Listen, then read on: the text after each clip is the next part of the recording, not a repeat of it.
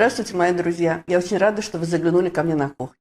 Сегодня мы с вами приготовим ностальгическое лакомство. Это будет щербет, домашний щербет с арахисом, сухофруктами. Готовится проще простого. Если вы впервые у меня в гостях, оставайтесь, вы увидите, что это действительно очень просто. Нам понадобится 200 грамм арахиса, у меня не очищенный, поджарить на сковородке. И после того, как он остынет, очистить его. Вообще можно взять любые орехи, фундук, грецкий орех, но классика – это же, конечно, арахис, так как это было в детстве.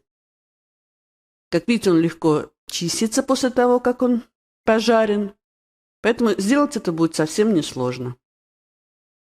В тазиннике с толстым дном нам нужно выложить сметану 200 грамм, у меня 15% жирности, и полкило сахара, 500 грамм сахара.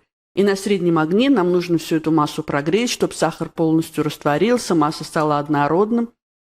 После того, как масса закипит, убавить огонь. У меня это 5 индукция. И не отходя, все время помешивая, минут 30, все это мешать, пока не получится вот такого карамельного цвета масса.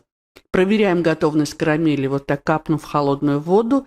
Должен получиться такой комочек, ничего у нас не растекается. Вы видите, он формируется, комочек. Значит, карамель готова. После чего добавляем щепотку соли для баланса вкуса, 100 грамм нарезанного на кубики комнатной температуры масла сливочного. Все как следует размешиваем, следим, чтобы все стало однородно. Вот такая масса у нас получается красивая, карамельная. После чего высыпаем обжаренный арахис.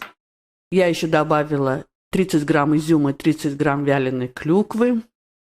И вот такая масса у нас получилась, и ее мы выливаем в силиконовую форму. У меня она 20 на 20 сантиметров. Если у вас нет силиконовой формы, то можно выстелить любую форму пекарской бумагой, как следует смазать пекарскую бумагу растительным маслом, чтобы потом остывший щербет было удобно доставать. Вот так все разравниваем и даем щербету остыть до комнатной температуры. Можно его поставить потом и в холодильник. Но если он хорошо приготовился, он и при комнатной температуре будет прекрасно держать форму. Щербет у меня остыл. Посмотрите, как легко он достается из формы, из силиконовой. И его можно нарезать на квадратики. Каждый квадратик потом можно красиво уложить в манжетки в такие бумажные. По-моему, будет очень симпатично все это смотреться на столе.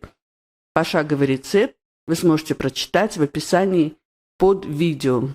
Вообще, это лакомство, это так ностальгично. Как же это было вкусно. Посмотрите, какие красивые квадратики.